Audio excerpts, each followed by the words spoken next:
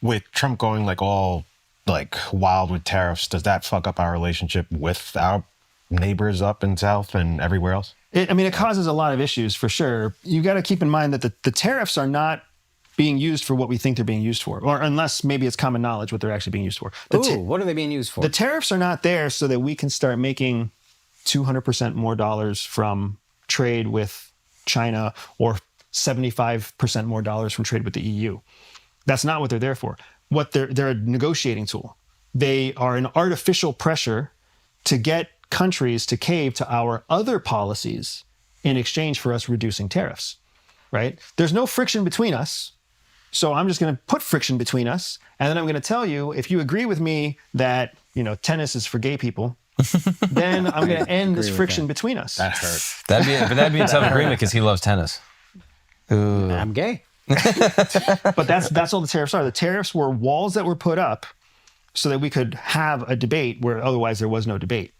And then we get to use this artificial tool and reduce the debate, increase the required collaboration. It basically gave Trump a negotiating tool that wasn't previously there. Mm-hmm. It's a common tool in business. Anytime you increase your price, right? If a coffee shop increases its prices or a restaurant increases its prices, that's all arbitrary. It can choose when it does that. Mm-hmm. It will lose some customers. It will keep other customers, but it also has every new customer doesn't know that it was ever changed.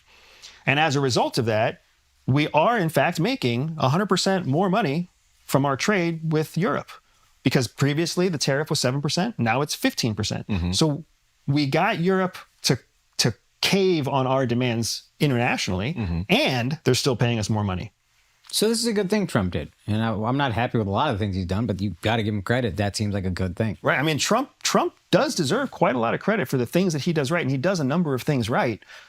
The problem is, we don't know say how some of those would be great because we're getting a lot of heat for talking but I can also see it could turn as bad. a negative. Yeah, like it's like bad. Mexico would be like, "Yo, you're gonna really strong arm us like that? Hey, China, what's up? Yep. We're their neighbors. We can let you in. We can give you information. Like mm-hmm.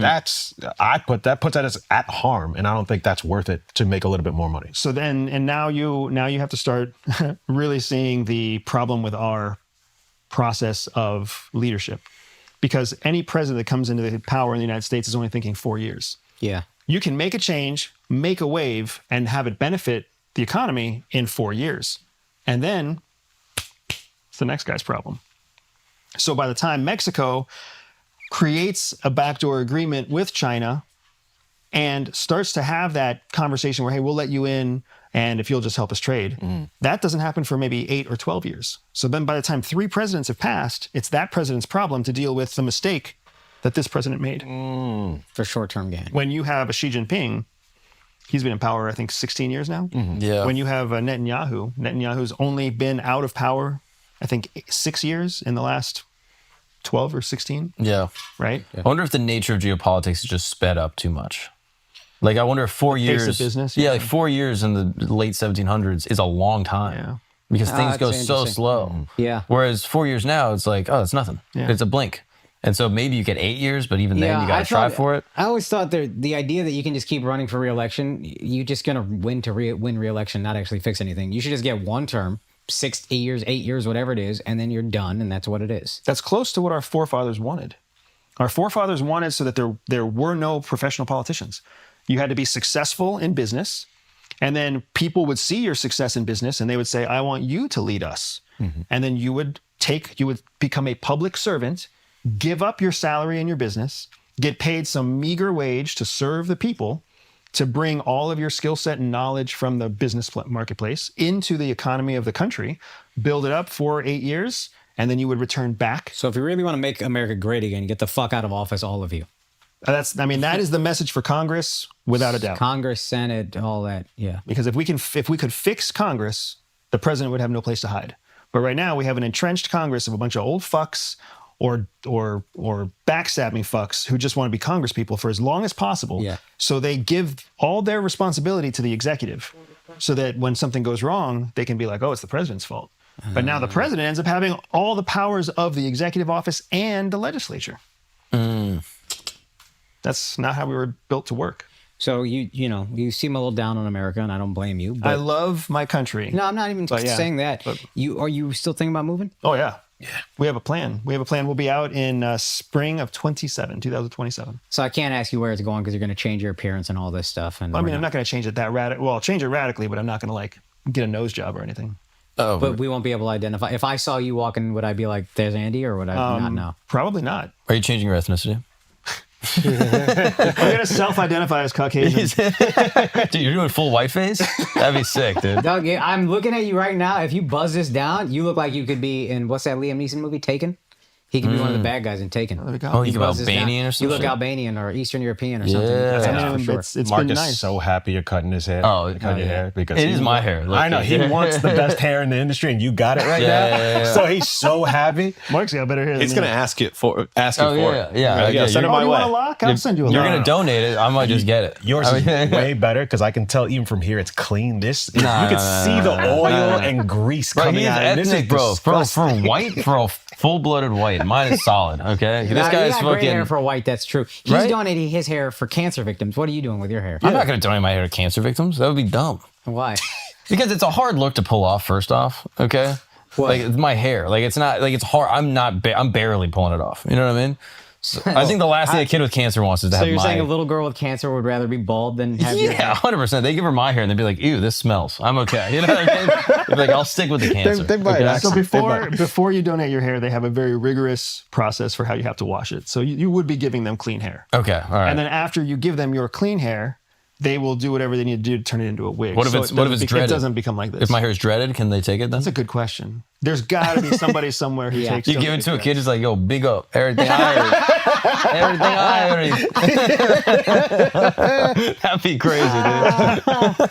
Okay, I still have a lightning round, but before that, Before you do that, I know you're not going to say where you're going to go. that's but what I wanted to know, but I didn't. If you're going to go somewhere, if you were advising someone else to leave Give us a America, couple countries. You go to India. Yeah. So where would you tell them to go? I've got there are a number of countries that are on our list, Yeah. and I'm scoping all of them out actively. You haven't chosen one yet. No. So we're pretty close to choosing one. He's chosen 100%. but I we're believe. still- Give us a list. Yeah, but Spain, so Portugal. Spain, Portugal. Where else? Oh, Because France. You're right. Most of the time you talk, you're right. that's just the places I would go. Al's just been there, and he's like, I like it here. I was just thinking of famous actresses. That's all I know right now. So Costa Rica, Oh, Costa Rica, New Zealand. Aruba. You want to go to Aruba? It's I mean, it's a nice place, but I I don't was know. like I don't know. Brazil, Colombia, I don't know if it's Venezuela. going to survive. hey, stop giving up my spots, man. Okay. Costa Rica, Spain, Portugal. Yep. So Georgia. CIA believes that all people are born with a spy secret superpower. For some people, that means they can win deals. For others, they can spot liars. Some can even seduce lovers. I built a free 3-minute test to help reveal to you exactly what your secret hidden superpower is. All you have to do is click on the link in the description below, take the test, and start using your spy superpower to stay ahead of 99% of people. In the Caucasus, Armenia, Croatia. Too many You whites. said New Zealand, yeah. Yep, these are all very nice areas. Okay. That's He's describing white countries like that's essentially. Notice I didn't say Spanish Harlem. You notice That's our short list. And I mean, for the last year and for the next year and a half, we continue to kind of go scope out each of these countries, travel with our kids, see them firsthand, and decide if. What are your parameters? What are you looking for? So keep in mind that when you're an American and you leave the United States, you're still an American wherever you go. Which means your money's still in American banks, it's still US dollars, you are still carrying an American passport. Wherever you live, anybody who meets you there looks at you as American. So one of our biggest parameters is it has to be a place that's pro-American. Okay. It has to be pro-American. And if it's pro-American, then it's very unlikely that it's going to switch allegiances anytime quickly, right? So now if we're in Paraguay may become pro-China and fuck the United States in 2 years. Okay. So we don't want to run that risk, right? Mexico is going to be pretty pro-American for a long time. Maybe. Well, Georgia's a little tricky for that reason, right? Well, Georgia's hates Russia Yeah, of course, but you get a little rolling occupation going on. if there's a rolling occupation. And Armenia is the same way, and so is Azerbaijan. But so one of the big things is it has to be pro-American. The second thing is we want a place that has a stable economy and a stable government on its own. That's actually quite difficult in Europe right now because in the last 2 years, you've had all 3 of the major European governments liquidate their parliament.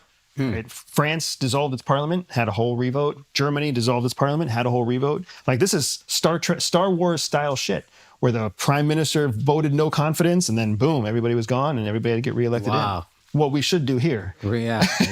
No, that's true. That it sounded horrible, and then it sounded awesome. Actually, once you said it, New Zealand seems like a great. New Zealand's a great place. It's so far from everything. It's expensive and it's very westernized. But I mean, no one's going to mess with New Zealand for a long time. China's going to fuck with Australia, and Australia kind of becomes the box around the egg for New Zealand. Yeah. Okay. Is there an issue being former CIA going to a different country and trying to get a visa or be a permanent resident? When people know, when you're an internet when you're the CIA guy with the hair, there's a problem. Because everywhere you go, people are like, oh, I saw you on TikTok. Aren't you CIA? You don't put CIA in your fucking visa requirements, right? Yeah. You don't put your work history in your visa requirements. You just put your last 3 years worth of paychecks or whatever. So that's a big part of why, like, I don't want to be the internet's That's actually favorite your best CIA argument for how you're not CIA is you're going to have to give them, whatever country you go to, your paychecks for the last 3 years. And if any of them were CIA, you would be known as CIA in your next country. I mean, when you're undercover at CIA, you don't get paid by CIA. That's okay. Fucking idiots. You're right. I have no counterpoint. I'm a fat idiot. I'm just a fat idiot. I'm just a fat fucking idiot. How hard is it to get fake passports? Because like Epstein had a bunch of them, or I don't know if they were fake, but he had multiple passports. Yes, it's shockingly easy actually to get fake documentation. It's harder to get really good backstopped fake documentation. But even ones that scan? Oh yeah. Oh, really? Yeah, because I mean, what happens is there's no international database for everybody. So what's really happening in the machine when you go to the UK, I love going to the UK because it's so easy to go into the UK and it's somehow so hard to come back to the United States. You go through the whole double thing where you scan your passport, you scan your airplane ticket, you stand in that little the glass door front and back, and it does a second scan. Yeah. All it's doing is making sure that your documentation matches what you reported your documentation would say. Oh, it doesn't make sure your passport is authentic. It just makes sure your picture matches what you just scanned. Oh, correct. Get the fuck out. And then whatever the authentication code is inside the chip inside your passport, that's what it's checking against, because that's the current method of showing that it's a valid passport. So all that could be fraudulent, and you can still walk through. As long as it matches itself. The chip could be real and then the passport's fake, or like Correct. any version of this. Correct. So they steal a passport, make a fake one, put the new chip in. And it's really just a matter of putting a new picture on an old passport. Right? You could be Dennis. Dennis the Menace for all we care, right? As long as the passport chip and the passport barcode match, door 1, door 2. Welcome to the UK. How come I got like denied from global entry twice because I like got locked up in Sweden? Why are they talking to America if? Because that's something different. You're going for global access, which is it's a shortcut way through security. So you put in an application on day 1 and then you wait a period of time before you come in for an interview. Yeah. They're doing a background check on you with like Everybody. Has the guy ever been a problem? Okay. Yeah, the EU thing is 10 seconds. Yeah. Yeah, this is very interesting. It's not that different than when you give your driver's license to a Officer. an officer of the law, or even a bouncer. They just look at it and they kind of look for that little shiny part. Yep, looks like it's real. That's pretty much all. And then the you scan look is like the doing. picture. Okay, you're good.